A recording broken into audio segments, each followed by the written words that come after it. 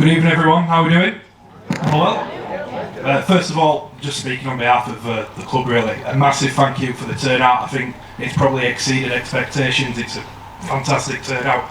We've had to get some more seats out the back because you're all too shy to sit at the front, but that's alright. Look, really big day for the club, an exciting day, start of a new era, new ownership, new board, everything like that. What we're going to do tonight is basically map out exactly how we see this club going forward from here on in.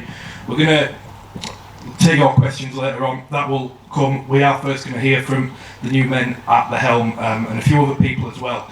So might as well get this up and running and introduce the people that are sat in front of you right now, working from your right to left. We have Craig Wright, the Operations Director. Craig, how are you? Have we got our own? You can have that one back. No, thank you very much. Thank you. Good to see you. How are you? Excited? Excited. Brilliant. Amazing that there's this many people in the room with us. Agreed. Next up, Mark Bannister is one of our vice chairman. Mark, how are you feeling? Excited? Extremely excited, yeah. And as Craig just said, so pleased that so many people here. Absolutely. Next up, we're going to hear quite a lot from this man in a few minutes' time. You will know him very well, of course, if you've been around the club for the last few years. The new chairman, Dave Grayson. Dave, it's a big old day, this, isn't it? It is, but I think there's lots of exciting things to come, and hopefully we can deliver some of those to you tonight, give you a chance to ask questions, and to be honest with you, it's great to be back. Great to hear. First round of applause of the night, there we go. I'm sure we'll have a few Next up, Ian Utley, another of our vice chair. Ian, thank you for being here. I know that it's a very big night for you as well. You were quite surprised by the turnout. Not getting nerves now, are you? No, not really. To be honest, I thought we were for a table for six we were coming to, and right, sat down, having a chat. But this is fantastic. This is what we're looking for. Bring that buzz back to the club. Absolutely. And very finally, on the end, our new rugby director, Richard Durgan, another man who you will all know too well. Richard, how are you feeling? Surreal, proud? Yeah, very proud, very excited. I've already been told though by Joanna over there that we look like a really bad Westlife tribute act, so if that's as insulting as it gets to that, I think we're doing alright, and I promise we will see. No, really, really excited, yeah, it's fantastic times. There'll be no karaoke. No. You will notice there are a few seats on the far end that aren't yet occupied. That's because we've got a few more people to introduce. We're going to do that right now. Starting with another person that you will know very well if you've been around the club in here on match days. He's been reappointed as commercial director. Please give it up for Steve Lockley.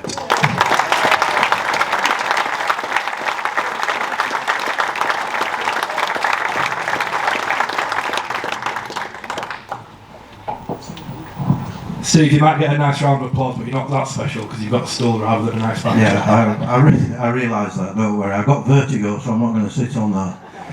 So it's lovely, isn't it? It's amazing what can happen in a few weeks and a few months.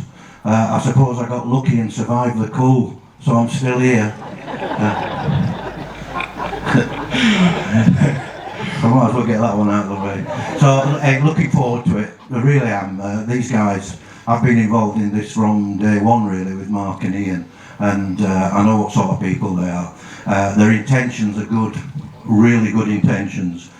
Things will be possible, but not everything will be possible. But their intentions are good, and that's all we need as a club. Delighted to be back involved. Looking forward to the future. You've got a good team looking after the ship now. Next up, another round of applause there.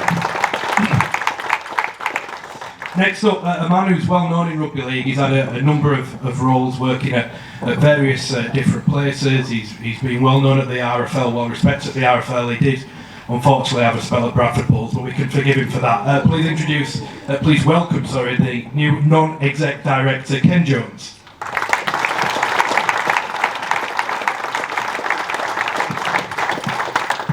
Ken, must be a relief to be back on the right side of West Yorkshire, surely. Yeah, it does make a change, yeah. And I've still got the scars from the Bradford Bulls experience. Anyone would. Yeah, I do try and avoid Nigel Wood and Andrew Chalmers as much as I can. I can't believe that didn't get a round of applause, to be honest. But I'm actually a Castleford fan, so just thought I'd throw that one in there. But I've also been the director at Featherstone, Sheffield Eagles, but I don't like to talk about that. And I was nearly 3 years at the RFL before I fell out with Ralph Rimmer, which is not difficult. So I'm really looking forward to working with these guys. I worked with Dave for the last 3 years, actually, I think, behind the scenes, and helping and recruiting him along, but I think you've got a great future ahead of you. Brilliant, thank you, Ken. The last person we're going to introduce to the stage now, a new appointment, but again, by no means a face that people won't recognise. It's fair to say he is a club legend. He is in the Hall of Fame. He is the last inductee into the Hall of Fame. He is the club's new ambassador. Please give it up for the one and only Carl Harrison.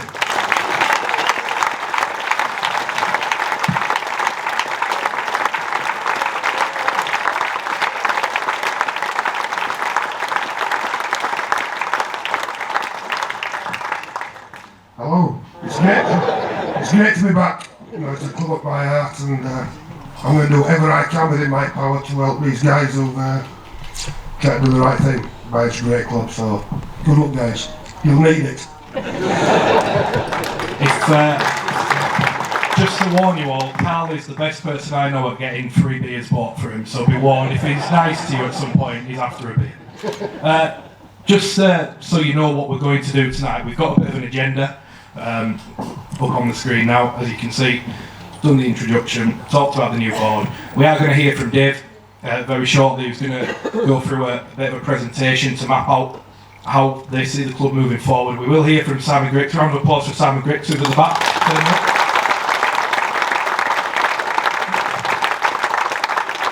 We will be taking your questions as well. I'm sure you'll all have plenty of questions already. I'm sure you'll all have many more by the end of the night. We want to hear from you. We want to get your questions involved. We've also got Club 1873 Supporters Trust, and at the end, as a reward for turning up, you will be the first to know about the first confirmed new signing of 2023. So without further ado, I'm going to pass over to Dave, who's going to tell you all about what exactly is planned for this club next year and beyond. Over to you, Dave. Thanks, Matt.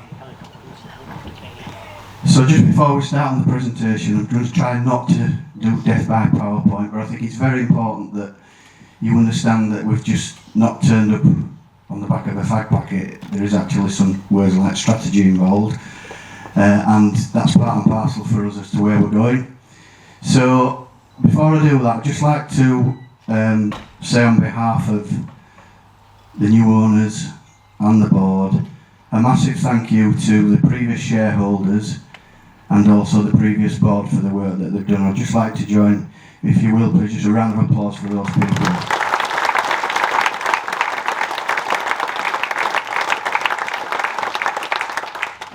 So, if we can just flip on to where we're at now. So we'll just have a look at the board structure which Matt's gone through succinctly. I'll just draw your attention to 2 or 3 vacancies that we've got there. Bear in mind we've only been doing this 2 or 3 weeks, so you have to be patient with us a little bit in terms of the fact that we are getting plans in place and the right people in the right areas, but that does take time. So, Finance Director at the moment is a vacancy which I'm currently filling, hopefully on a temp basis. The Community Director, that's a big one for me, and it is for these guys.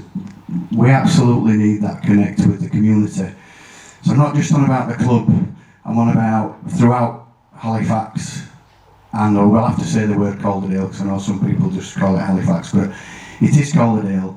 And I think one of the things that's going to come out tonight, hopefully, as a message is, we cannot and will not just expect people to rock up like you have done tonight. We appreciate what you've done, but we want to go on the front foot a little bit. So we tried it a while back in terms of road shows and things like that, so we'll be going back out on the road at some point in 2023. So we'll be going to places like Todmorden and Myland and wherever we need to go, just to spread that word, and hopefully that can help Cara in terms of getting into the schools in those areas, and we can have a look at both ends of the spectrum. So that's very important, so that's a really big role. Another one is Inclusivity and Diversity Director, so I'm really passionate about this. We're a multicultural town, and if you look around the room,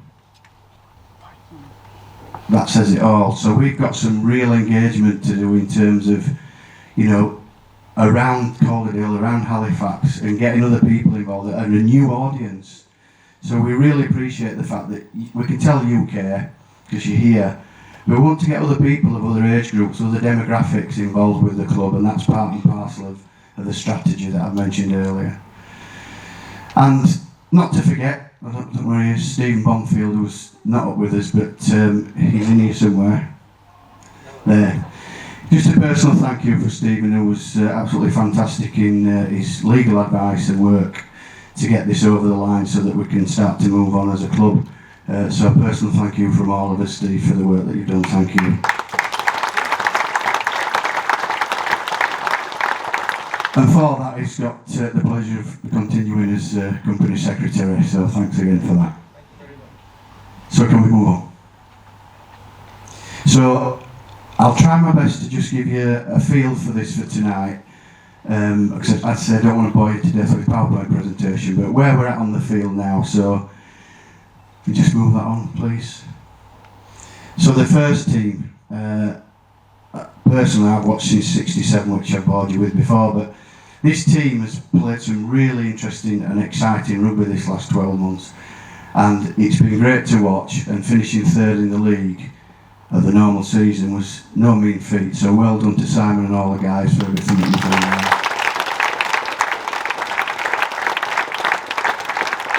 I think the testimonial there is that 5 of those players currently playing in the Rugby League World Cup.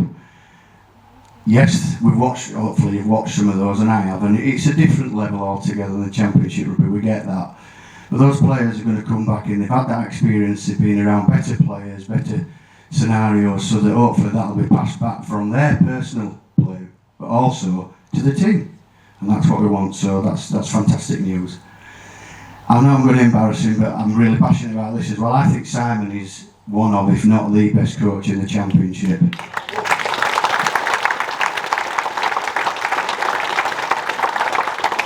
I've had several conversations with Simon while all this has been going on, and the one thing that I will tell you is this guy is so passionate about this club, and that is part of that magic that's going to get us to where we need to get to, in my opinion. We've got a real treasure there. So not to forget the other teams, because what we've got to bear in mind is now we're as a club, that inclusivity and diversity. So the wheelchair team are currently grand final winners for 2022. I don't know anybody watches the wheelchair. It's unbelievable, isn't it? It's just, yeah, a round of applause for those guys. What a fantastic effort. Talking to Malcolm Keelty the other day, just asked him a question, same as what we've got with the men's, and that is, where are we at in terms of internationals? And they've now got 5 players again selected for the Rugby League World Cup. What a fantastic achievement. Super. So the academy teams, so Cara's been doing a bit of work there, and I know Steve Lambert's done quite a work with the college, which has been great, and that's coming to fruition. So the female team's got up and running now, and obviously the male academy team's been well established and doing its stuff. So we're getting people at different ages now wearing that Panther shirt, which I'm really passionate about, is that brand and that badge. And the women's team, that's been a challenge, but we've got it off the ground. They've had an interesting season, I'll leave it at that, but they are there and they are representing the club, and there's plenty of work to do there. So that's on the field. So off the field, this is a bit that might not be as interesting to you, but I want you to know tonight just exactly what's going on off the field. So we've obviously got the new owners and board, you've all seen that. The crowd numbers, so we'll agree, have been challenging for different reasons, and we need to work on that. Sponsorship, again, credit to Steve, year-on-year growth. The financials are challenging at the minute, so those of you who know me, if you ask me a question, I will try to give you an honest answer. So that bit I'm not going to dwell on too long, but we need to manage expectations that we're not up in the stratosphere at the moment. We've got some work to do behind the scenes on finance. The associated groups and volunteers of the club, that's an evolving relationship, so that's where we've got to connect with all the different areas of the club. We need to do some work there. Likewise, the community clubs, Cara's really working hard on that, and I think somebody mentioned today there's 14 schools that we're going into now, which is brilliant. And that's back to the old days, those of you that can remember where we were in a lot of the schools and a lot of the community clubs, and we need to do that again.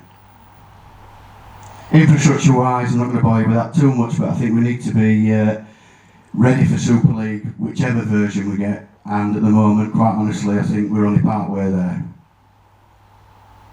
So the brand, that awareness of the brand throughout the whole of Calderdale and beyond, it's not where it needs to be, which is what I mentioned earlier about us going outreach into the community, so we'll be working on that. Match day experience, depending which people you talk to at which age groups, they'll have a different thoughts on what that match day experience should look like. Can't please everybody all of the time, but we've certainly some work to do. So, strategy, that word again. So 1, 3 and 5 years is the plan, so we're working on that in the background, but like I say, it's only week 3, but that's been worked on. So where do we want to be? So we'll split it off again into on the field. So the men's team challenging for promotion, which is this next season, and then depending where the IMG bit goes, from a promotion point of view, that might be it, in terms of on the field. The wheelchair team, they're up there now, let's support them. As well as Simon and his team, let's support the wheelchair team, get that connect better than what it is. Academy, the club continues to support in growing both male and female for the academy, and we want to grow those numbers with Calderdale College. That's where the partnership is. And the women's team, I think this, like I said earlier, there's quite a bit of work to do there in terms of the club strengthening that, and Steve and I have had a discussion today with regard to that, in terms of giving some help there. Player pathway, I think this is really important. I think it's worth just speaking a little bit longer about this. I have a vision for little child at this age, male or female, having a pathway through, right through to whatever level they can play at. So it's not always just about getting to the elite level. I have a real passion around children playing sport and enjoying that. So from school right through to first team, the schools, community clubs, academy, we've got that. There is a discussion to be had, and I'm not going to elaborate on that tonight because we're not there yet, but perhaps look at scholarships, reintroduction of the reserves. We had that at one time, but obviously financial matters took over. We need to get back to that. We need Halifax to be still looking for that unique selling point, and part of that for me is about having somebody who can play rugby at whatever level, whatever capability, in whatever team. But I want them to have that Panther badge, and I want them to be proud to be playing for us. So off the field, so coming back to some of the points that I said earlier, we're strengthening the board, so we've still got some vacancies, so if anybody's interested, by all means come and talk to us. Professionalism, so I'm really old school, and I don't really make an excuse for that. For me, it's about, like tonight, my professionalism is respect for you, that as chairman I should be here and smartly dressed, on time. I'm old school, it's just the way it is. I've tried to meet and greet tonight, just to say hello, thank you for coming. It's very important, so and to me those values need to spread throughout the club. Finance, there's a big piece of work to do there in terms of stabilising the club, but really optimistic that's going to happen, and I'm sure when it does, then we can start to see things moving forward with the team as well. So the volunteers, I think there's a lot of work to do in terms of outreach to those volunteers who, to be honest with you, the biggest round of applause in this room tonight should be for you guys who do that volunteer work week in, week out, month in, month out, year in, year out. So I think from behalf of all the board, we'd like to thank you for all the work that you continue to do. Thank you.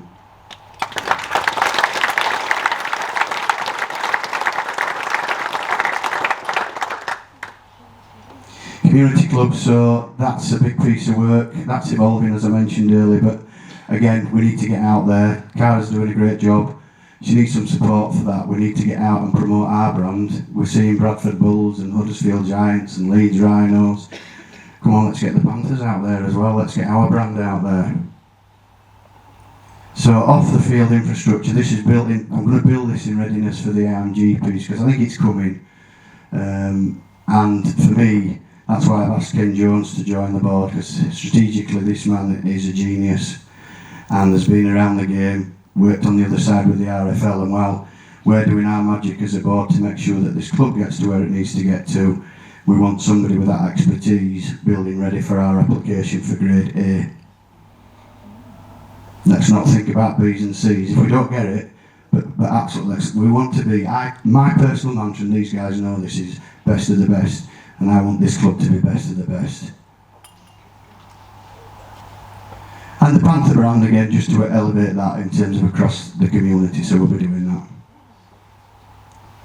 Match day experience, we need to improve that, which I've touched on earlier, so we'll, hopefully we'll see that over time. And strategy, build that clear 1, 3, 5 year strategy and deliver it. So how are we going to get there?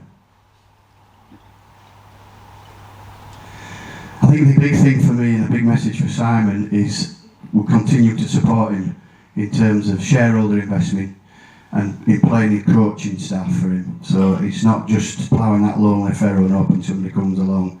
We need to sit down, see where his strategy is, and then see what we can do to support that, and that's where these new owners come in.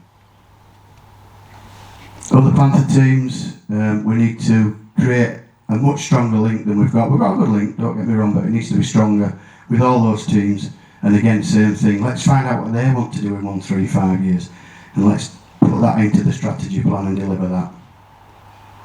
And the community clubs, I think there's a big piece of work there in terms of just the community clubs, the college and the CIC, which is like the charity side of the club, to improve relationships on that player pathway, so we need to do that. And those pathways, I mentioned earlier about the scholarship and also the reserves.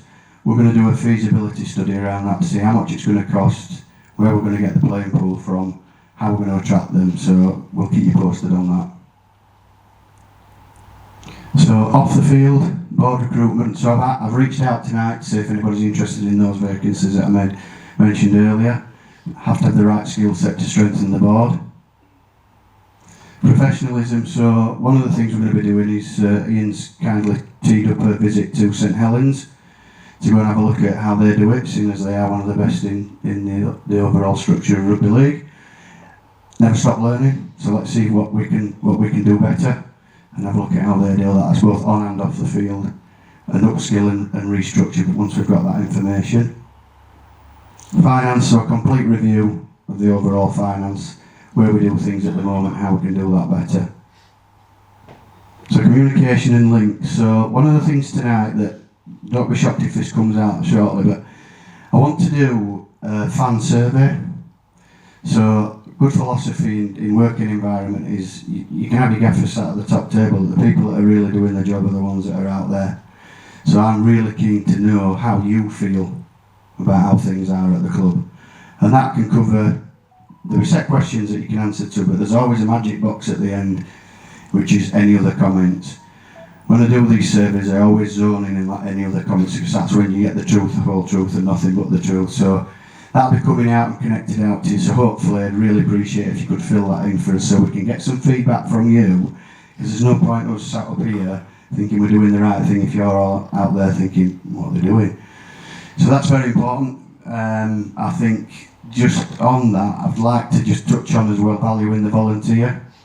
So I saw this at Witness actually a while back, and I thought it was a really good idea, and we'll be doing that here. Is the volunteers, as I said earlier, have done a fantastic job, but once a month, just recognise that. Just bring the volunteer in with a partner, get them up on stage, give them an award, guests for the day, going around all the vaccine stuff as well, have a look at everything. So it's a fantastic appreciation for the work they've done. We want to bring that in here.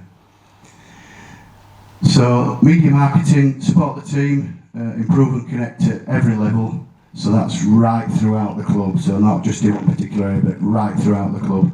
Especially, banging that message out there that we're here and this is what we want to do. And the match day experience. I want to create a support team. I did it a while back with a volunteer team, or teams at the time. I want to create that again, and I want to get input from a cross-section of people before we decide who's going to lead that and what we're going to do with it. I think that's very important. And that's it. Is everybody happy with that? Do you understand what I've been on about? Hopefully not too long and not too boring. I apologise for that if it was, but I just want to get that message across that we've got a plan. We're looking at different areas, and hopefully you'll support us to do that. Brilliant. Dave Racing Club.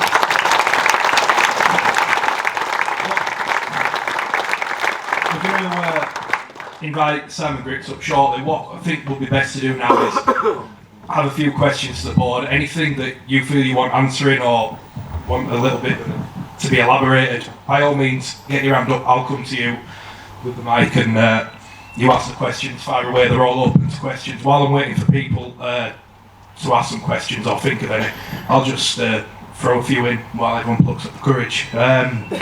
Dave, I think one of the first things that everyone will want to know is you talked about competing for promotion. That's what everyone wants. Everyone wants this club to be in Super League. The challenge, of course, is no part-time club has ever gone up. And at the minute, Halifax is a part-time club. We saw how much money Leeds spent and their umpteen quota players that they had, and even Featherstone spent a vast amount of money. I don't think it's a secret that Halifax were nowhere near one of the big spenders. There were clubs like Barrow, Newcastle all spending more. I suppose the question is, how do you plan to get the club to a position where it can finance a team that can compete with the likes of Lee, with the likes of Featherstone in the market for the same pool of players? I think that's a really good question to ask, and I think that, to be honest, everybody in this room's got a role to play in that. I think the board, and I've said on one of the slides, the shareholders are happy to support Simon in terms of investment for players, and I think that's a start. I think Simon's also got the right vision in terms of being able to be competitive. Is at some point we seriously are going to have to look at going full time, and I think that's part of the journey. So we're right at the bottom of the ladder at the minute in terms of, I think these guys, and to be fair, Richard Marshall before him have done a fantastic job on a piecemeal budget compared to some of the others. I think it's about, I won't speak for Simon and make his own comments on his own team, but I just think it's about the chemistry as well, and I think we've got a fantastic chemistry at the moment on the field with that team. He's kept the spine, which is brilliant, and it's throwing me age now, but they are young lads, which means we've got plenty mileage to go with those if we can keep them. And to be fair to Ian Crowd, he's signed up some of those guys already for another 2 or 3 years, which is great to see. So that's the building blocks to start with, but then there's the investment or identifying the talent, which is Simon's job to do that, and it's up to this board to go out and get them for him. Ken? Just thought I'd chip in with that one. Going full-time doesn't guarantee success. You've only got the London Broncos and lately Newcastle, who tried to go full-time. It's a complete disaster for them. My old club, Sheffield, tried it and lost half the players in the first few weeks because none of them wanted to go full-time, which is an interesting concept. So it's a difficult balancing act that these guys have got to try and manage. Music I'm getting from some clubs in Super League is that they're going to look, if they don't get a decent TV deal, to go hybrid. So they're going to have some part-time players in there as well. So that will level the field if that's the case. So yes, it's just a balancing act. And, whilst I think full-time is the right way to go, but I think it could be in a managed, structured way. Just another question, and actually I was going to go back to Ken.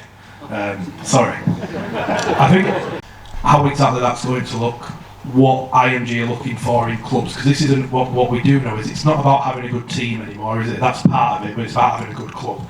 I'm just wondering, Ken, given everything that you'll be doing in this role, have you had sort of any musings out of IMG as to exactly what they'll be looking a club like Halifax to do to get a grade A and to be sort of given that Super League status? Well, they're keeping it very close to the chest at the moment. My first meeting I'll have will be the first meeting. I do speak to some of the Super League chairmen who seem to be a bit vague about it as well. So it's tough to try and understand their mentality and their thought process. But if I think back to 4 years ago, I don't think you were in the room at that time, the championship meeting, I stopped the RFL in full flow and said, look, we've got to stop doing this regulation stuff. We've got to think about the future of the game.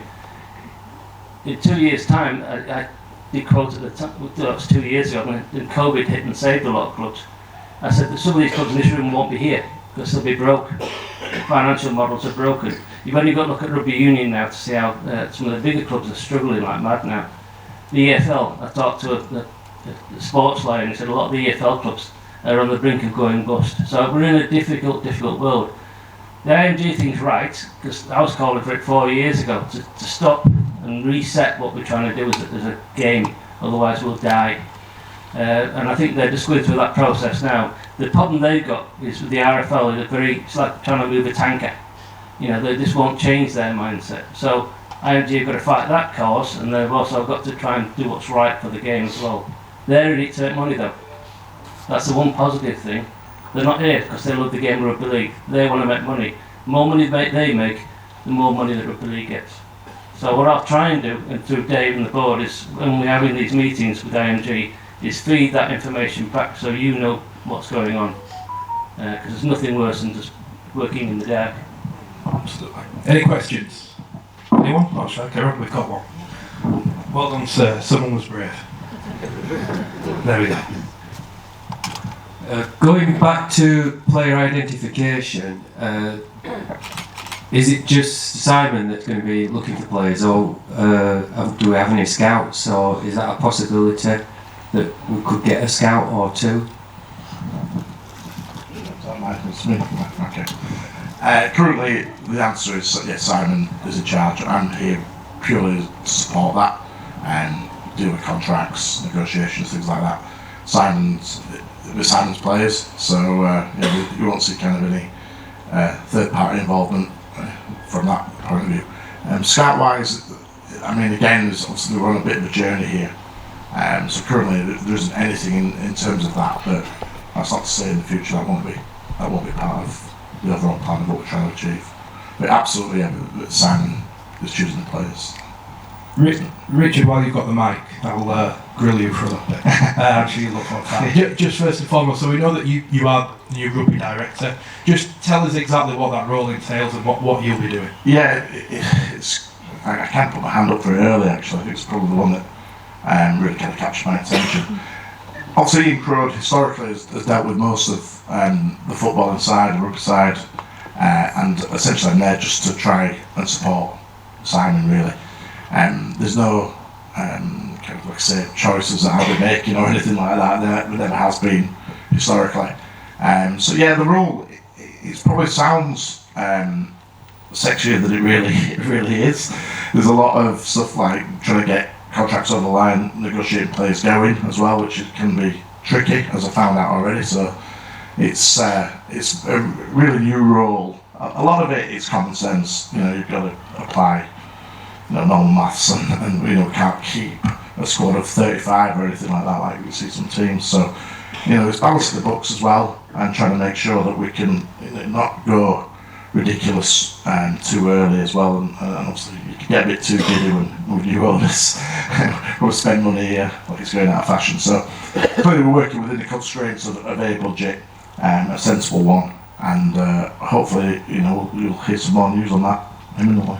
Just on that, and I'm not asking you to reveal all the secrets of how squad building's going and everything like that, but in terms of ballpark, in terms of spend compared to last year and everything else, where's the club looking to be? Yeah, good question. We sat down today actually, worked that out.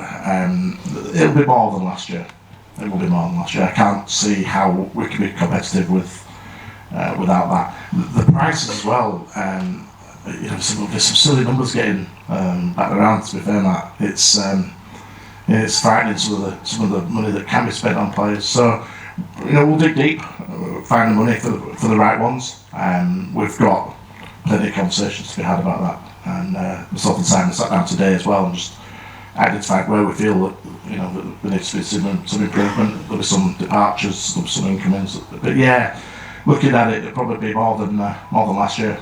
Which is good. And I suppose you feel like you have to do that because we've seen, Witness is spending big and Arrow is spending again. It's because, as you mentioned, but the problem with that is all the prices inflate because the players can command it. Correct. I mean, you've got to bear in mind the pool of players that we've got in this country is small. Really, it's and it's supply and demand, as simple as that. I mean, if players are in demand and there's 4 or 5 clubs, and then you get someone like a Featherstone involved, obviously the price goes up. So yeah, it's good fun trying to negotiate these. It's been interesting so far. But some will be competitive, absolutely. Some people have thrown some big money at it, but as we've already discussed, it doesn't necessarily mean you're going to get success. You can spend a lot of money and do not a lot. So be sensible about it and make sure the players are what Simon wants, first and foremost, like I say, without wasting cash. Questions, anyone? Anyone else? Should I just keep boring you all to death? Oh, there we go, sorry.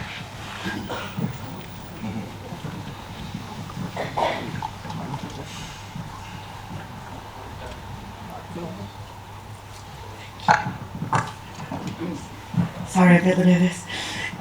Just one regarding sponsorships, not the ones where it includes mass amount of money, but little ones on sort of like recognition for them sponsorships going forward, and like game day experiences with that, and what that looks like. It's definitely not my answer. Someone else can tell us.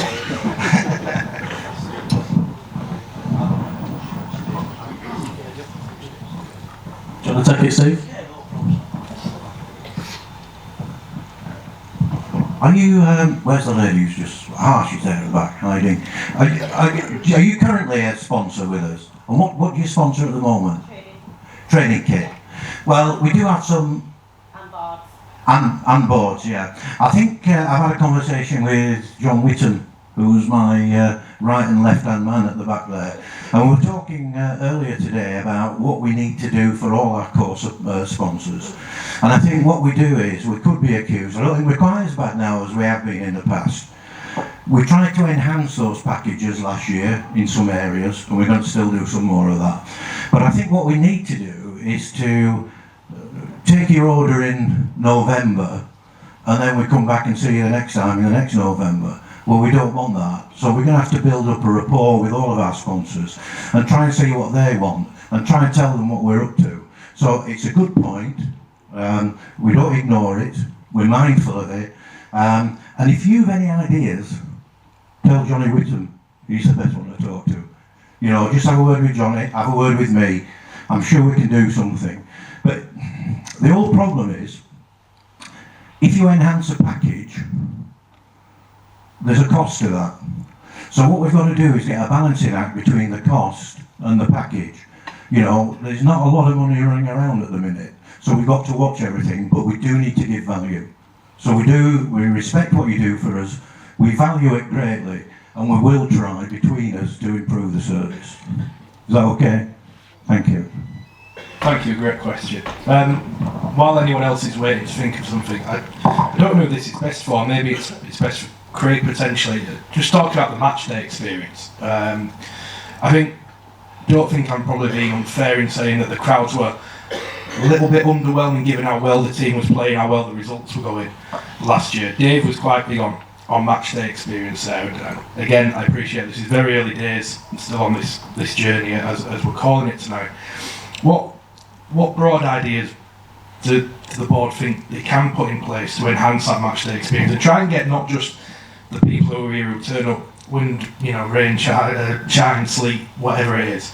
How do we get the people in who aren't massive rugby fans to come and watch this and be part of a day that they'll enjoy, not just come and watch a rugby match? I'll be honest with you, we've got a lot of work to do that.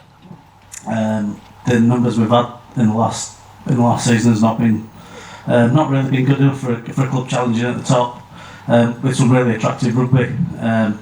We have said it's early days, and there are things we're looking at to improve match day experience for our sponsors, for everybody that comes to the club, for juniors that attend, and the things that we'll start to roll out in due course before the start of the next season. We'll try and filter that into you to try and build a little bit of excitement about those things as well, rather than telling you all about them all in one go tonight.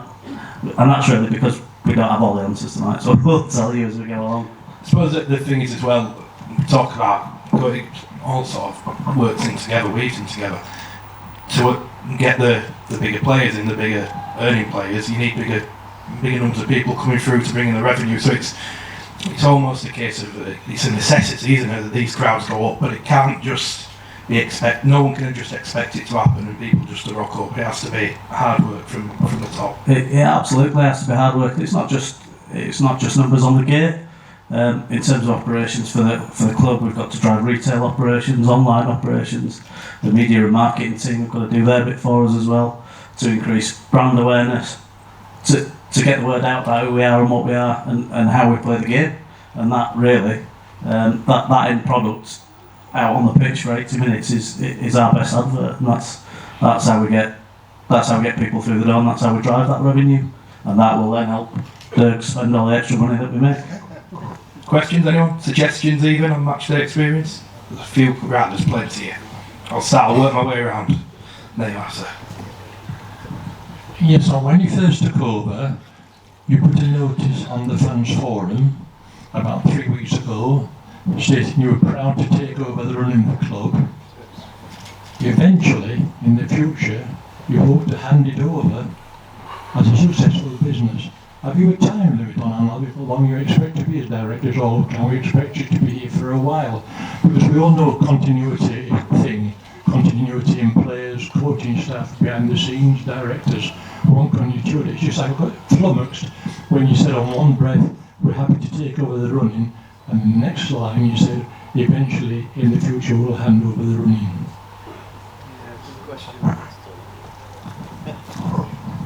Good question. From my point of view, I can only answer for myself. I think the idea behind that statement is it's basically get the club in a position whereby any incumbent directors following on from us have got something much more stable than there is now. We've got 4 successful businesses between us, and the idea is now we'll bring in our business expertise, put that into the board. We'll bring people in from our own companies to help with any of the back management, and then the idea is to turn this into a business. It's got to be a profitable business, otherwise it won't work. So the idea is to get that right, and get it right for the next sort of incumbent board or whoever that happens to be. Personally, I'd say, did we ever think we'd be in this position? No, we didn't. Fairly uncomfortable describing us as owners and things like that, because we're incumbents, we're just looking after the place. We want it to do well, we want to be part of that growth. But I think, as Mark says, we need to pass it on in a good position. Now, whether that's in 10 years' time, 15 years' time, 20 years' time, I can't see us going on for 20 years, if I'm honest, but because it needs continually renewing to create the interest, and that's kind of where we are. We want the club to be a success, but we want it to be on a really good, stable footing. The club belongs to the fans, not to the board. It's the fans who make the club. That's what we do. So we are just looking after it. That's the way we all view it, to be honest. Yeah, a really good question, that, to be honest. I think we all know that sport does work a little differently to the business that we all have. It does seem to have different rules and things like that. We're learning as we go, but I don't think any of us coming in here, to be fair, it was like a short-term stop. Like I say, we're all fans first and foremost, and some are younger than others. But I'm only I'll let you decide who. I'm only 39, so I'm hoping I can hang around a bit. I know I've had it tough. I've aged about 10 years in the last 3 months, but certainly from my point of view, I'm certainly here for the long term. So, but yeah, like anything, you want it to, like any business or anything like that, you want to leave it the best state when you found it, don't you? And that's certainly where we want to be, whatever that may be. We're going to just pause the Q&A because the club's announcing the new signing in 8 minutes, and there's no better time really then to bring up the head coach who can tell us all about him. So we will take more questions very shortly, but for now, big round of applause for your head coach, Simon.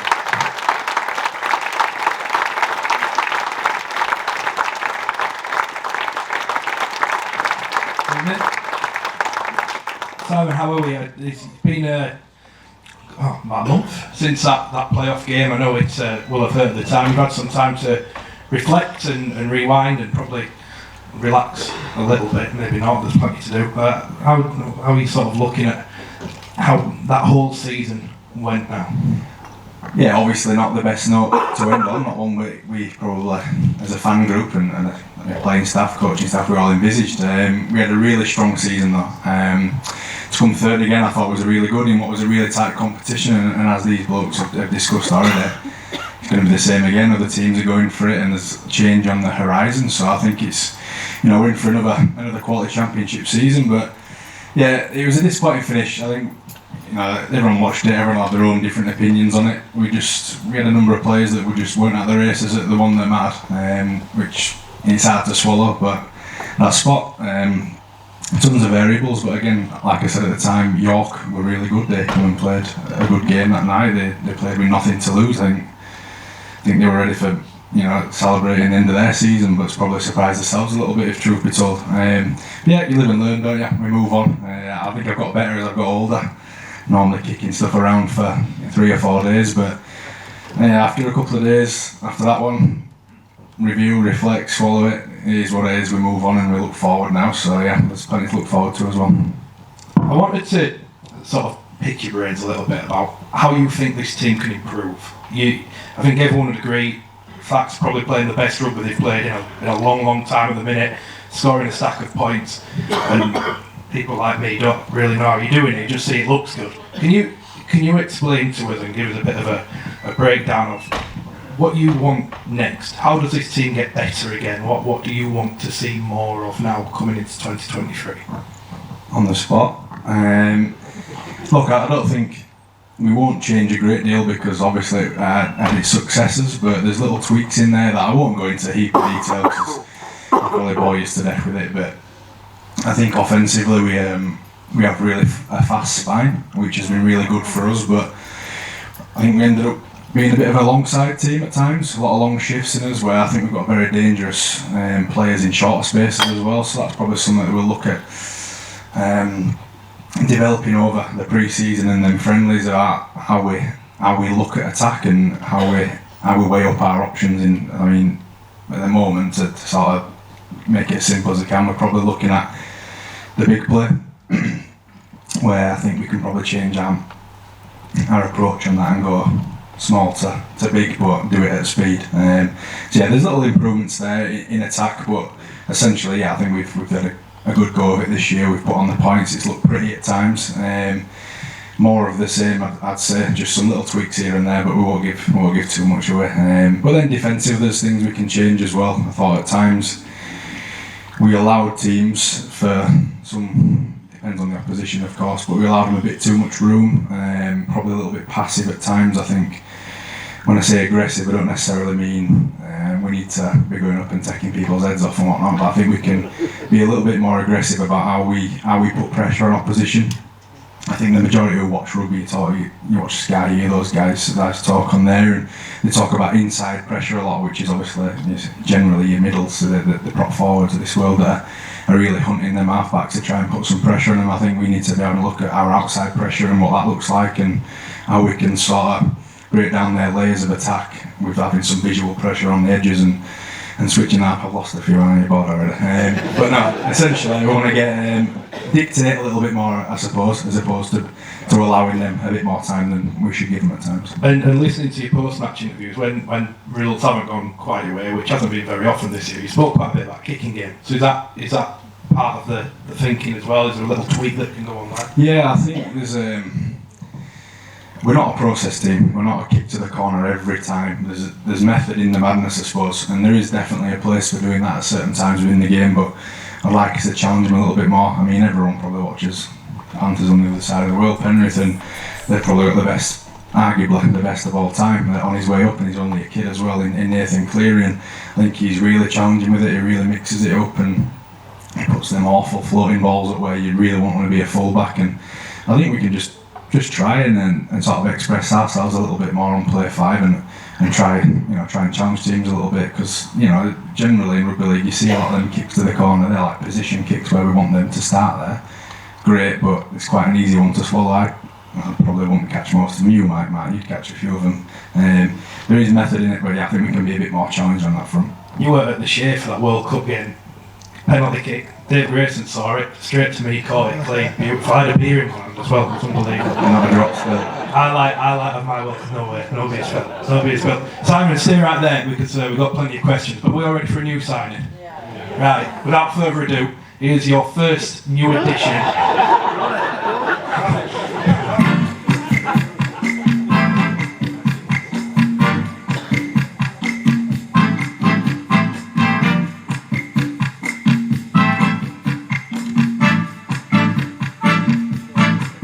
So, where to, big cat?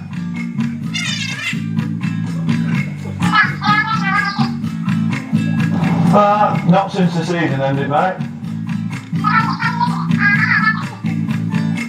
Yeah, the end of 2024. So then, what's on your mind?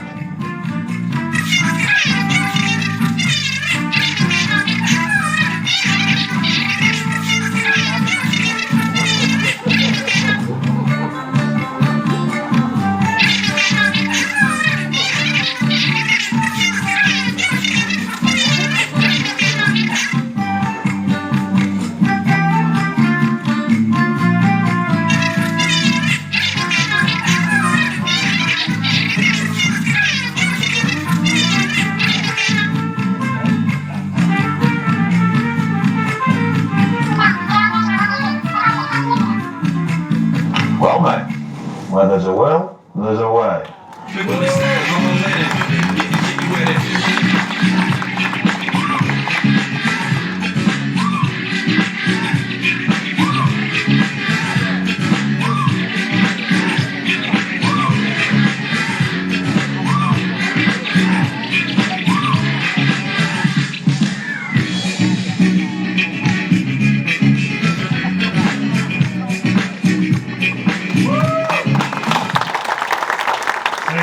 First signing of 2023 from Hull Kingston Rovers, a man who's played here before, of course, Wilmar.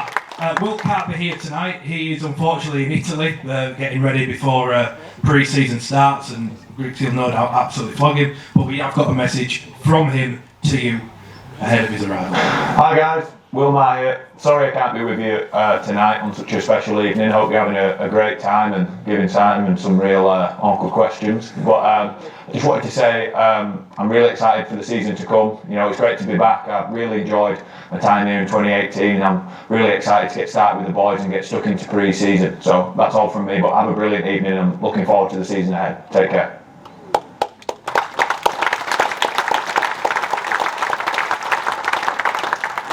Simon, there we have it. First signing done and dusted. Just talk us through what made you want to bring Will back to the club. I think we tried for Will a couple of times since having him obviously as a relatively young kid. He was probably maybe 21, 22 when he came that first time around, and I think those that have seen him up close, he's a big bloke. He was big then, but a little bit more gangly, I suppose. He's filled out a bit. He's got a bit of experience under his belt, and I think he offers us a bit of point of difference. Something we didn't really have a big man last year, and I think he's a bit of a heavy body that, you know, it's a different body shape that presents a different challenge for opposition. He's played Super League pretty much all his career. How difficult was it to get him? Because I think there was talk of a few clubs being in for him. It's not always smooth sailing as a part-time club try to get a full-time player, is it? No, it's difficult for obvious reasons. They cost money and they have suitors. But yeah, Will was my roommate when he was here when we had away trips to Toulouse and whatnot. So we have a personal relationship there, and it was quite easy to pick up the phone and have a chat. Yeah, Will had a few opportunities, but I think for him the timing and everything, I think at Hull it was working out, then it wasn't working out, and then, as these blokes have already said, this has been going on a bit. It's been going on a while. Signing season started a long time ago, and Will quite late in the piece, I suppose, because of his timing and our timing, and luckily he just ended up being available. Because I don't know how much you know about the recruitment windows and how it sort of works. Basically, May the 1st is when every player is available to speak to any other club, obviously if they're off contract, and that's when silly season, if you like, starts, and there might be 300 players available at that time, and as the season goes on, obviously it gets smaller and smaller, that pool. So I think we're very fortunate that our timing linked up with Will's. I was just going to ask you about that. Obviously all this has been going on in the background, and has it made it challenging, to recruit, not knowing exactly, because if you don't know who's in charge, you don't know what the budget is and everything like that. Has it been a difficult recruitment cycle for you this time? Yeah, undeniably, for that being one reason, and another one being the things that we mentioned before. I think everyone's trying to prepare themselves and make themselves a little bit bigger so they're a bit more appealing further down the track, and that means, fortunately for them, and hopefully for us, we'll see how deep the pockets are, but people coming in behind them and putting money in. I think Ken said a lot of teams have struggled, and they are struggling, continuing to do so, because it is difficult at the minute. However, it's like in Super League, the ones that are at the top are the ones that are well backed. So yeah, trying to go in for the players that we feel that can make us better. It's an easy thing going in for them, but coming out the other side with them is difficult as well. So there's a lot of factors in and around it, but we are where we are. We've got a good core and nucleus of our squad staying, which is really important. We've got more changes than I anticipated or would have liked, but we are where we are, and we accept that. There will be some more additions and whatnot, but we're not in a bad spot by any means, because the team we had this year was pretty handy, so I'm not too worried. Bit of a recruitment update then. I'm not asking for names, but roughly what can the fans expect in terms of numbers and positions moving ahead of the big kick-off? Well, obviously, Will there. There's a few more to come out. Rugby League's a very small circle, so you probably have heard bits of whispers of names and so on, but we'll let that come out at the right time. We're not a million miles off, considering September rolled around and we only had one player, I think, signed from outside our club, which is pretty late in the season. So there's a bit to do. There's a couple of additions we'd like, and certainly one or two we'd need as well to complete our squad and put ourselves in a good position, because it's a tough all game between the injuries and the bans. I'm not sure if that won't change much this year, so that's all there to contend with, and hopefully we'll be able to put together the squad we need to make sure we're competitive and finishing as high as we possibly can, and again, I've been hopeful. I were proud of the end of the year. Hopefully, another season to be proud of. I'm going to open it to the floor in 1 minute. Just one more question. We know that Scott Griggs, your brother's got a job at Leeds Rhinos. I have to say second name, I know. Yeah, fair enough. How do you replace him? Because I think it should be noted, and round of applause to Scott. He kept that squad fit this year. He did a fantastic job. I think everyone would agree that going on what he did last year, he's definitely deserved a job at Leeds Rhinos. So how do you go about replacing someone who managed to keep his squad so healthy? He weren't alone in that. I mean, I'm going to wrap Scott up in a minute, but obviously we had physios on board, jumped in, trying to get better all the time, which is good. And obviously the lads jumped in, looked after themselves, and really bought into what, as a collective, we're trying to sort of implement there. But yeah, with Scott, look, this is the game. People come, people go. Disappointing. I wish he would have stayed. Same with Finney. I wish we would have had a bit more time together, but I think it's all part of getting better. I think you get noticed a bit more, and Scott's put the time in, to be fair. And look, it's just a harsh reality. Leeds Rhinos are one of the biggest teams globally, I suppose, but well-known brand there, the Rhinos, and resources in terms of player pool, facilities, everything that comes with that. I think it's just an opportunity too good to miss, and obviously work with a really good young coach off Rowan, with Rowan, who's very, Scott's very like him as well. I think they'll go really well together, and yeah, he won't be too far away though. He's not disappearing. This club does mean a lot to him, as it does himself, as it does Liam. Liam, I think part of him still wishes he were here, to be fair. But yeah, we all want to be. I like the. But you mentioned on your thing about this IMG coming in, so there's no promotion. How does Simon think, and how does the board think, that in a couple of years' time, it doesn't matter what team Simon gets together, not about winning that league, is that my fear is they're going to go back to go, ooh, we must have a side from London in league. We must have Toulouse back in league. I mean, they kept banging on. Obviously, we know Super League clubs are precious that money. They don't want to cascade it down. So, to me, they've been mentioning for years now, getting rid of Wakefield, getting rid of Castleford. They don't see them as bringing out there. But they want one in London, they want one in Newcastle, they want one in Wolfpack. I mean, my God, it's in another country. But to me, they want the other side in France, Toulouse, and they want London back. And my fear is that whatever team Simon puts together, whatever you lads do as a board, then they're going to top it. Because London, population of 8 million, a couple of money men down there, put a package together, back in. Quite a broad question, and probably needs a really broad answer as well. So look, for promotion, again, we have to be realistic. We haven't completed our squad. It's November next week. The additions that we need to add will probably play a part in how great our challenge is, if you like. There's the other teams that are going for it. There's a lot of variables, as you'll probably heard me say many times.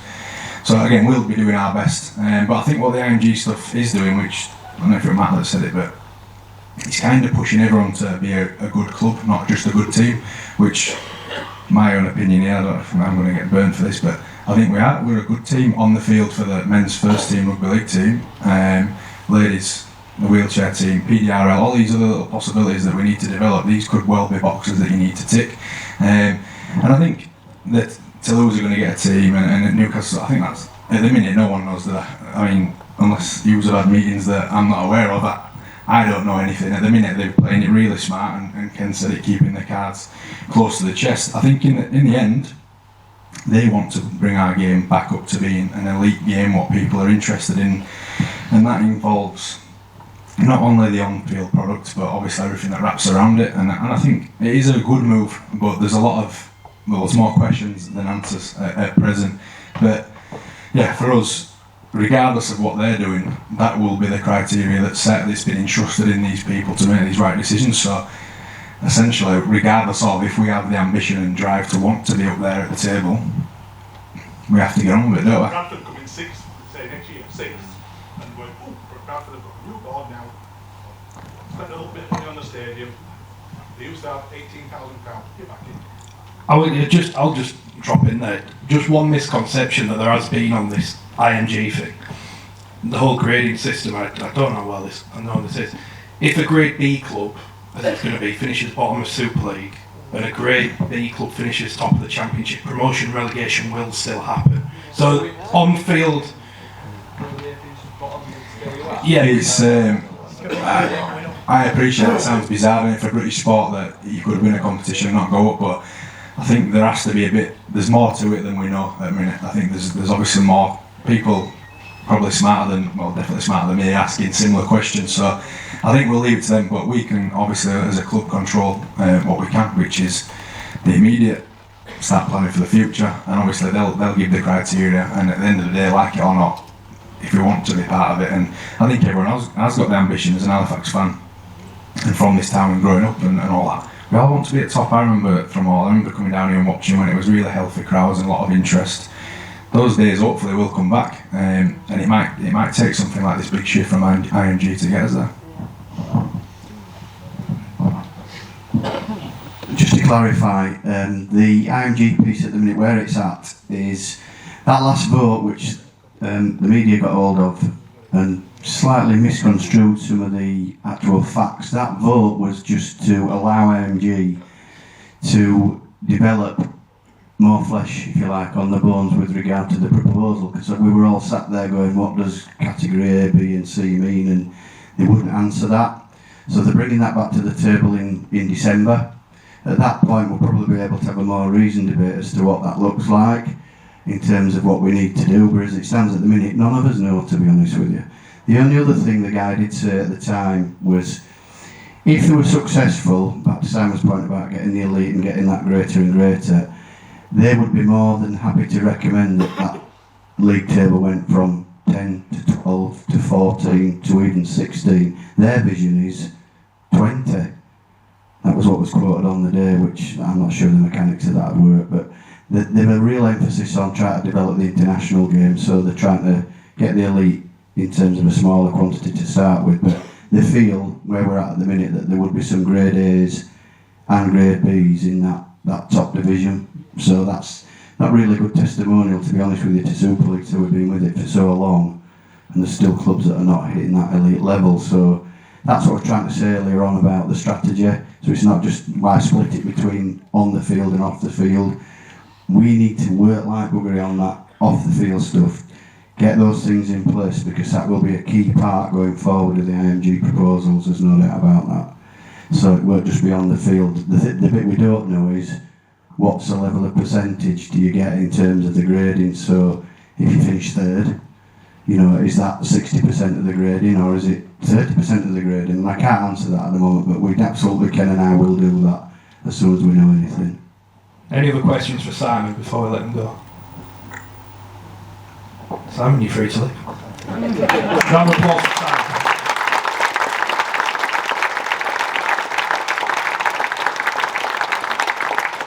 We will move it on. I think Steve Lambert's due to be next. Here he is. Steve. Thank you. Round of applause for Steve again. That hurt him, that Thank you. Could I have my numerous slides, please? Wonderful. It's 8:20, and I'm delighted, Rick, that I've cut this presentation. It was an hour and 10 minutes, down to 40 minutes now. So you'll be all delighted about that, I'm sure. Right, it's going to be the quickest part of the presentation tonight. Commercial, all sorts of things in there, and I'm not going to do season tickets yet. I'm going to talk about sponsorship opportunities that that young lady spoke about earlier on. There are opportunities. I'm delighted to give you some good news. There's a package over there, and it's got the first tranche of the players' training kit here with sponsors on. So I'm delighted to say that we're ahead of the game for that.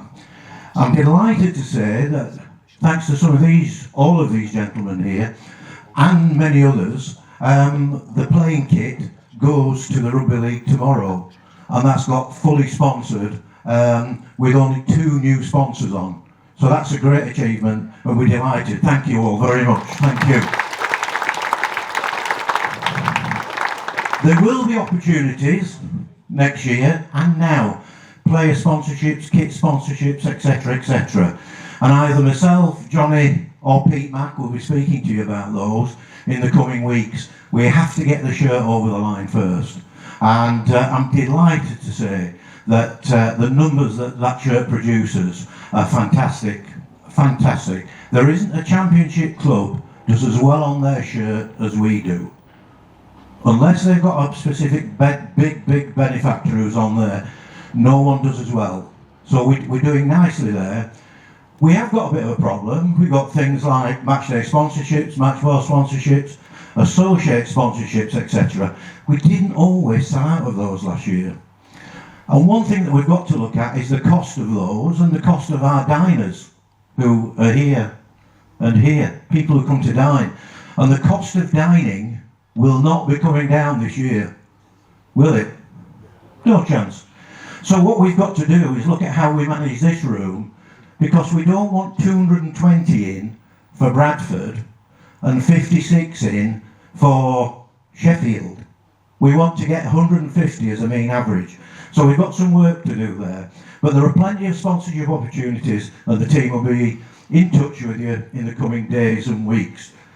Quickly moving, 150th year celebrations. Round of applause for that, please. Worth the cost. 150 years of anything is fantastic. Prime Minister? Cheap joke, got away with it. 150 years of anything is fantastic, but it's our 150th anniversary next year. Those people who are here that I've spoken to over the last 3 months about putting a committee together and we were going to do some exciting things, kept thinking I was backing off and backing off and backing off. You now know what was going on, and we couldn't really do anything until we got to this stage. So we'll be setting up a committee to get on with the 150th anniversary, and it will be the highlight, the absolute highlight of this club next year. 150 years. We've got some exciting plans. Linda Kitson, where is she? Oh, she's like Steven Spielberg at the minute. She's got all sorts of plans. I don't know what sort of films they're going to be, but she wants to star in a film. Well, she's going to get a film. But we've got all sorts of things going on. So 150th anniversary, we'll be announcing the plans for that ongoing. Can I talk to you about Squad Builder? Anybody know what Squad Builder is? No, because it doesn't. Lee does. It doesn't exist. We changed it to a thing called PF2, which hasn't quite hit the mark with the club. We've got some very, very, very loyal supporters and sponsors who every month pay into that. And we've got a very, very loyal group of people at the back who the forum, the Fax Trust, who contribute the money that they've raised, £10,000 by the way, they gave towards that. And without going into too much detail, 3/4 of the players that we've re-signed this year were helped with the monies that were in there to get those deals over the line. However, Featherstone take about £35,000 to £40,000 a year out of theirs. Batley probably take, well, I won't say Batley because Carl will know what the exact number is probably, but Dewsbury will take £15,000 to £20,000 out of theirs. We've got to get that off the ground. So we've got to market that properly, launch it properly, and we're delighted to say we're going to call that the squad builder for this for the upcoming year. So that's good news. Kit update. The kit's going to be in production. It'll be in the shop 5th of December. 5th of December, all being well. Got some exciting kits coming through. We'll just watch this space and we'll be announcing those as we go along. I'm going to go on now to season tickets. You are our most loyal supporters. You've taken the trouble to come down here tonight. Thank you for that. I bet a lot of you in here are season ticket holders, and some of you won't be season ticket holders. But the season tickets are launched tomorrow. Is Sarah still here? Yeah. What time, Sarah? Tonight. We'll launch them tonight. You better get on there tomorrow. So we've got season tickets will be on sale from tomorrow. All the usual discounts, all the usual 2 children free with an adult. It's all very exciting. But to make it even more exciting, I know you can't wait, can you? You can't wait. We're launching our first offer for the 150th anniversary. Have you seen that game show? What's it called? Fastest Finger First. What's it? Who Wants to Be a Millionaire, John? Well, if you are, love, you can come on this board, you'll help a lot. Fastest finger first in the morning. Anybody of us pensioners know what triple lock is? Yeah. We've got our own Panthers triple lock for us all tomorrow. Fastest finger first. There's only 50. What we're doing, we're offering a season ticket that lasts for 3 seasons. The prices will be on the website. Lasts for 3 seasons. You also get a £10 shop voucher for 23, which you can spend. You get your name on the 150th celebration Roll of Honour. It is a wow. It's a wow. You get a little brass plate with your name on it. It'll go on the 150 of those. We'll have 3 lots of 50 deals. So you get on there. You get a bar pass for the first game of the season. So the first game of the season, after the game, you can come in here and meet your idols after the game, if you haven't already got one. And this is interesting. I thought we should put this in for a number of reasons. You can transfer ownership of this at any time. So for instance, if you died, no. But seeing as you brought it up, if you died, your beloveds, they can give it to your grandson, your granddaughter, your sister, your auntie, your girlfriend or whatever it is, or your boyfriend. Thank you, you helped me out there. So it's transferable. So you pay for 3 years, but in that time, if you move away with your job and you can't go, you can transfer it to someone. I think that's a very fair offer. The savings are very good on the current deal, what we're offering, and you're guaranteeing the price for the next 3 years. Sarah, when did the last time we put the prices up? 5 years ago. 5 years ago. So you're guaranteeing the price for the next 3 years. It's a fantastic offer. All you need to go is to go on the website, get on it in the morning. There's only 50 of these. If anybody wants to jump the queue tonight, see Sarah afterwards, give her your name, and they'll ring you in the morning. Well, someone will, not me. Someone will ring you, and they will get in touch, and we'll guarantee you one if you give them your name tonight. What do you think about that? Great. It is good, isn't it? I thought of that. Gotta be good, hasn't it? So, there we go. That's commercial. Just lightened it a bit, Mr. Chairman, I think there, did we? That's all you wanted. I've got a hospital appointment at 9 o'clock. Tell you this, I'll finish off. I've got a hospital appointment at 9 o'clock in the morning. I've got some coronary problems at the minute.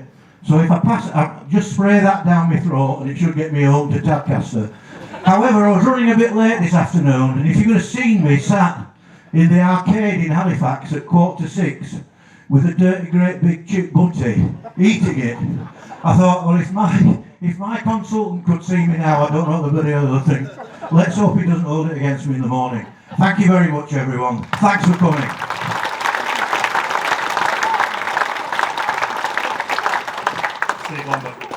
Everyone, well done. I bet Sarah's delighted now as well. You're just giving her loads more work. Round of applause for Sarah, by the way. She's a bit of an unsung hero at this. Right. Before we move on, another chance for any questions. You've had a time to think. There's all these people are up here to take your questions, your views as well. Right, we've got a few. People are getting brave now. We've got a few, please.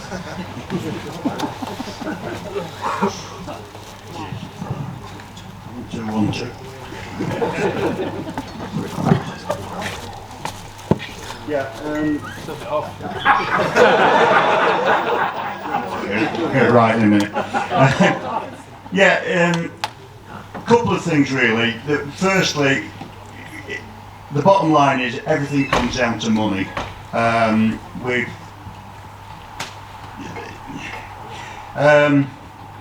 mind's gone blank, sorry. Oh yeah, the first thing I was thinking about is we need to get, obviously, increased attendances. The way the team have been playing, we should be getting 3,000 through the year, not 17, 18. We're a fairly sizable town. I think off the top of my head the population is probably about equivalent to Wigan, and we get a fraction of the support.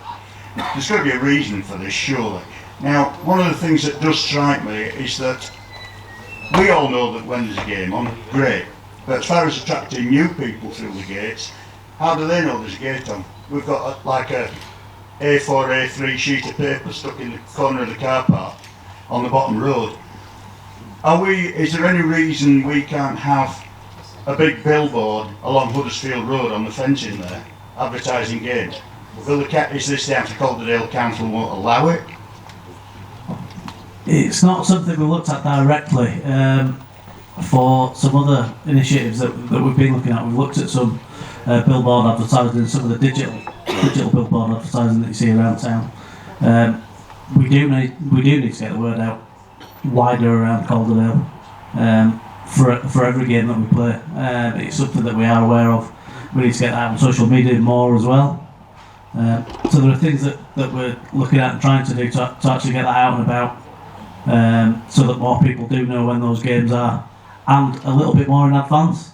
We kind of noticed that, especially I've noticed last season anyway, that there are times where we only notice those A4 pieces of paper go up the day before a game, which is not really good enough. Yeah. The other thing I did want to mention on a similar note, they talk about big clubs and small clubs. Well, to me, the only difference between a big club and a small club is that the big clubs that are being bankrolled, most of them have got a money man somewhere, and we haven't. So the other thing is, take Featherston's case. The reason they can spend the money they have is because they own their own stadium. Now, We don't, obviously we rent it off the council. I know there was a rumour going around that we were going to buy the stadium, which... That's just a rumour. Yeah, I thought it was, and I think everybody thought it was. But the thing that has struck me for a while is that we lose out a lot in the fact that the club, correct me if I'm wrong, but last time I asked this question, the club gets very little from bar takings, etc.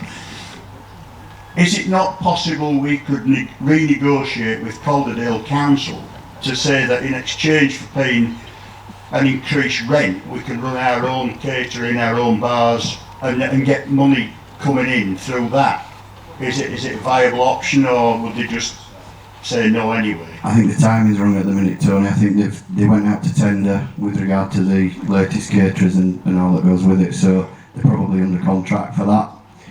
For a certain length of time. There's a flip side to that. Well, why don't the club put a proposal forward for a tender for the catering and all that goes with it? Why don't we flip it on its head totally?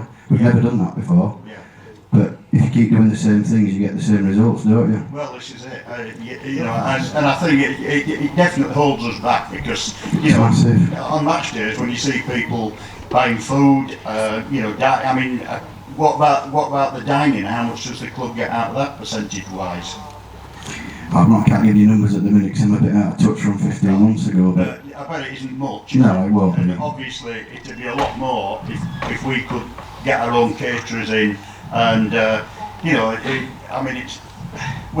anyway, that's it. That's very good. Really. I think that's a really good point, Tony. I think just to answer your other question as well about the marketing. I elaborated about going out into the community in terms of all different areas of Halifax, Calderdale. Part and parcel of that will be to spread the word around. There's a game on Sunday, come and watch us.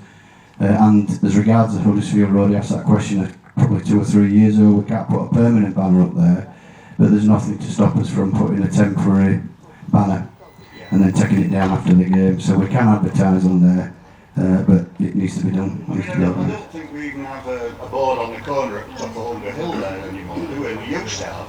There used to be a board there years ago advertising for both the football and the rugby. So I think it's one to look at from an operations point of view, which is where Craig will come in. Thanks, guys. Next question. Just regarding advertising, one of my jobs is I work at Victoria Theatres front of house, and they had a recent event there. They had Sam Burgess, Adrian Wall and Jamie Peacock. So it was a one-off event. Now, and we all know these guys never played for Halifax, but they're big stars. I went into Wetherspoons, going there quite often, and came out, and one of the first things that hits me is a notice board straight outside the toilets. Traditional, old-school marketing, A4, flyer about this event. Now, they got 400 for that night, which I thought were quite low, really, but it was a one-off. So it doesn't have to be all colourful advertising, it could be just like black and white to get the basic message across that they've got a game. And I just think that's doable, back to old school, old-fashioned kind of advertising. You get so many guys who say, oh, I used to watch Halifax at Tumall years back, I'm a Cashfax lottery agent, and a lot of probably a lot of the marketing Wetherspoons is kind of the oldish end, or older end should I say. So they're probably not good on technology, but they're used to seeing these flyers in the face. Regarding the youths, if you've got like young kids and they see an advert for say Halifax Gala in an off licence, they know Halifax Gala is going to be on. But if they've got Halifax Gala and they've got rugby, they've got a competition, they probably want to do both, but if they don't put it in the faces, they don't know it's there, so it's got to be live and kicking.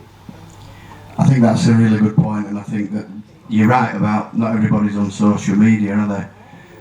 So I think there's a piece of work to do there around how we probably go back to the future a little bit in terms of how it used to be. I mean, I can remember a long time ago as a young lad going into the fish shop, for example, and seeing Halifax down there on the back, the rugby league and the town, to be honest with the football, with the fixtures on, so you knew what were coming and when it was coming. So really good point.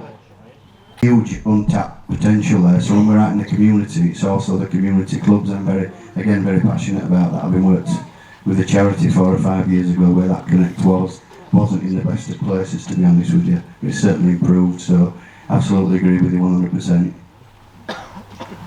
Right, last call, because we've got a few other things to get through, and these guys will be around as well, I'm sure, for a few more if you want to ask them privately. Right, we'll call this last question then. If I can get there.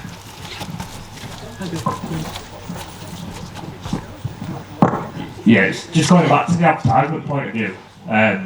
Obviously, going back to what people are saying about social media, all our advertisement really is social media. And we've thought about advertising on other ways, like, again, small posters, backs of buses. Are Deliveroo still a sponsor? Or can you not answer that? Yes, I can answer it. Steve? No, they're not. No. Well, another thing would be stickers on the backs of Deliveroo, you know, when they send their orders out. Just stick a Panthers logo on it. Get the club known. If the brand wants to be heard, it needs to be seen. Is there anything that's obviously in place to broaden the advertisement? I think, yeah, there's some really valid points there, and I think it's probably a good idea for us to have some kind of suggestion box, because there are some good valid points coming out here, and the more of these points that come across to us, the more chance we've got of acting on them. So I think that's probably the best bet. How can we do that, Jeff? Yeah, there is a survey coming out, and I think in the comments section there, if anyone got any specific ideas in relation to that, that'd be great, you know, for us to know. Thanks, Mark. Yeah, I think Rick's a big advocate of doing mail-outs and postering, aren't you, Rick? And we've threatened to do it, but I think it's something that we're going to do with a vengeance next year, not just one game, but every game. And to as many, we've got to find out how we do it. Making the posters is fine. It's getting them out there and getting them out there every time. So it's a great suggestion, and I'm mindful of that. Just to let you know, delivery are not on the shirt this year. However, we've still got a relationship there, and I think that's a cracking suggestion about seeing if Gareth would put Halifax Panthers on all of those. So that we'll take that back to him. And just the third thing that might be of interest to you is that I'm currently talking to First Bus about doing something with First Bus, and I asked them about covering a Panther bus like they do at York City Knights. And apparently the decal for that is about 25k, so we won't be doing that. However, they're talking to us, and I feel sure we will have something with First Bus. Don't know what it'll be, but we will have. So they're really good points, and anybody who's got similar suggestions, keep them coming, because that's what we need, and to deliver it consistently. Okay, thanks. Brilliant. I think that will wrap up the Q&A there. As I said, I'm sure that these guys will have plenty, well, some time after they've been here a long time and given up their evening already, but if you want to ask them a question after, I'm sure they will. Moving on, we're nearly at the end now. I'd like to invite Neil Harbour up. Who's Neil here? Round of applause for Neil.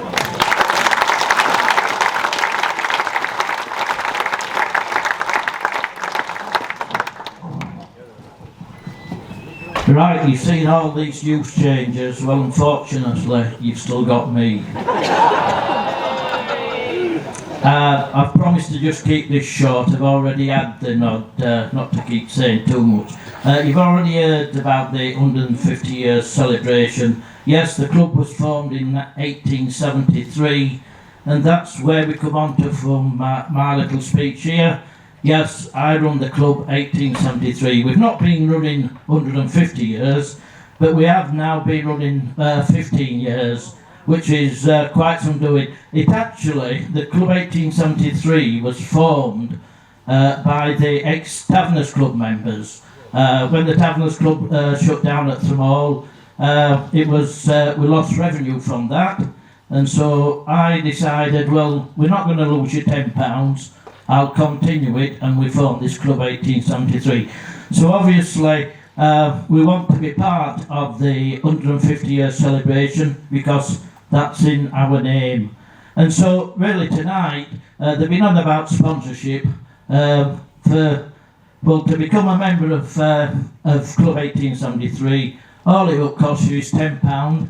I don't even take your money straight away if you don't want to, because as long as you pay the money up before the end of the season, before we do the final draws, then that's all we ask. We do 9 draws, at 9 league games, home league games, £25 and £20 vouchers at each game.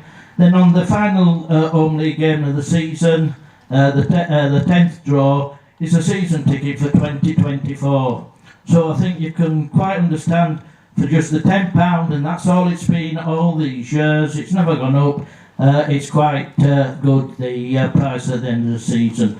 So that's my little speech for membership. I've got all the forms here tonight if you want to. I've got lots of members here tonight who I'll take you £10 off you tonight, or just renew your membership, and then we can go from there, because there's plenty of time. We don't do the first draw until I think it'll be about April next season. And just one final point. I did the away travel for 20 years, and then retired from that this last season. And Malcolm Powell took the job on. He was the only volunteer to take this on. It was in very difficult times. Financially, people were short of money. Coach companies started charging silly prices. It became difficult getting drivers for buses. And so really, Malcolm really had an hard job in keeping it going. But he did keep it going for the season. I spoke to him a few weeks ago, and he is prepared to continue to run the away travel for the supporters next year. So I'd just like to say a big thank you to Malcolm for all he did taking over it, and hopefully we'll have a successful season and it'll see increased numbers on the coaches. Thank you for your time.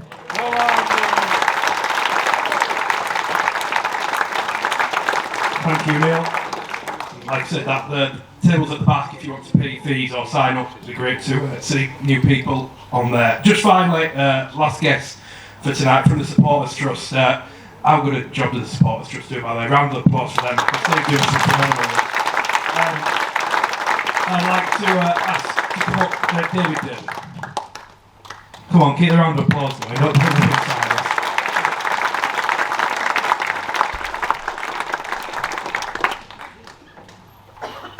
David might say.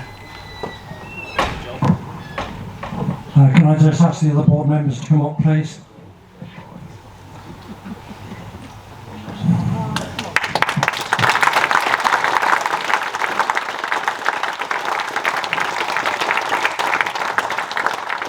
Mark, how are you?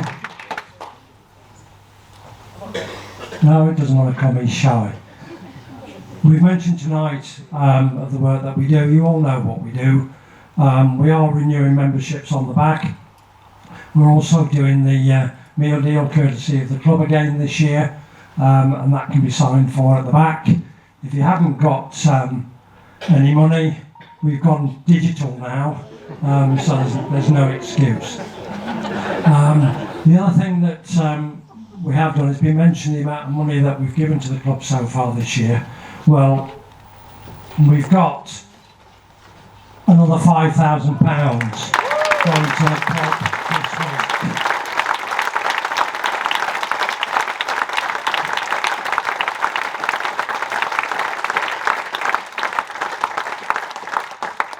Now, like most things in terms of fundraising, it's little and often, and I would think you all deserve a round of applause yourself for making contributions to this. So thank you all very much.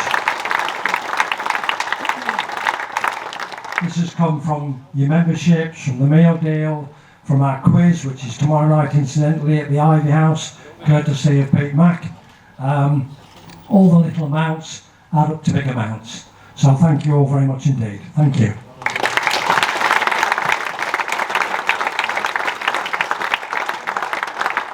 And as always, money is always a thing. We've got two things to auction tonight. First of all, we have this signed away shirt of the season's first team. Now this was donated by Malcolm Kilty. So half the proceeds of this will go to our successful wheelchair team. So can I start at £30? Who will bring me £30? Gentleman over there, thanks. Any more advance on 30? 40. 40. Any more advance on 40? 50 at the back. Any more advance on 50, 60? £60 going once. 100. Thank you very much. Any more advance on 100? £100 gone to the gentleman over there. Thank you very much indeed.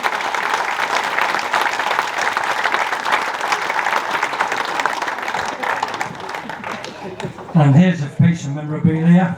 This was donated by Robert Atkinson and Marie. Thank you very much indeed.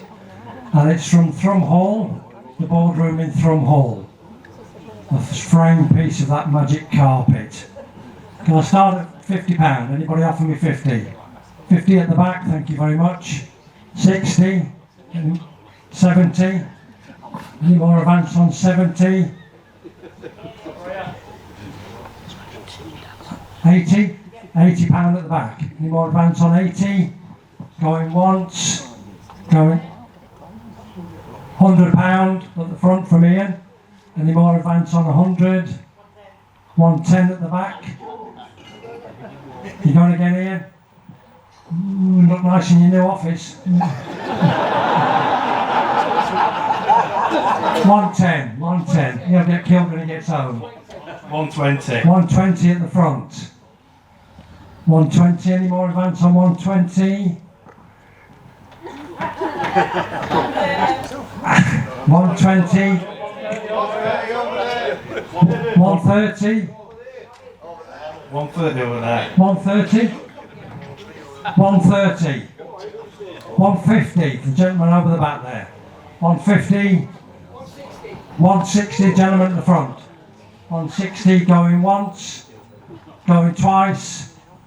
Gone to the gentleman at the front. Thank you very much indeed.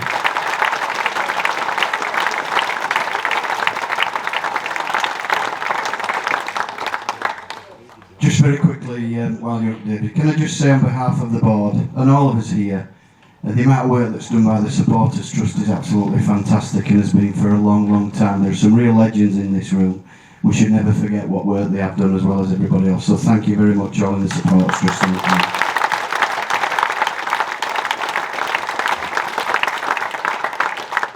I think we're about to wrap up. Just to conclude, I think, Davey, you wanted to wrap up everything that's gone on tonight.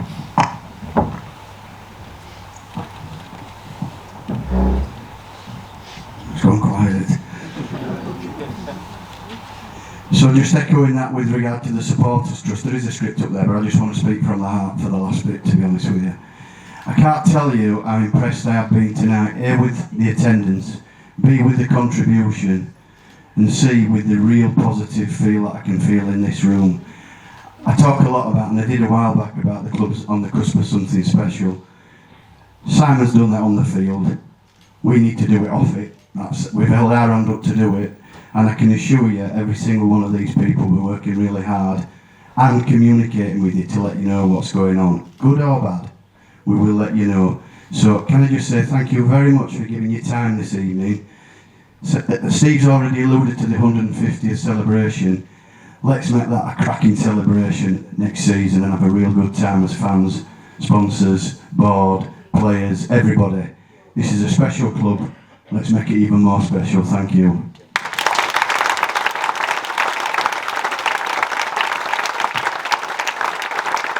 And that, ladies and gentlemen, concludes tonight's Fans Forum. Big thank you for you all attending. As I said, amazing turnout. It's really good to see so many people out in force. Just one last thanks to everyone who has taken the time tonight.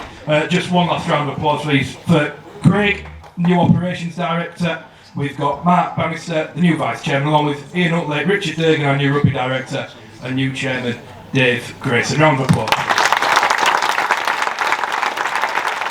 And of course to the Supporters Trust 1873 Club, Simon for coming down as well, and to all you. Let's hope that next year is a really special year for the club. Thank you, everyone. Thanks for seeing you. Really great job. Thank you.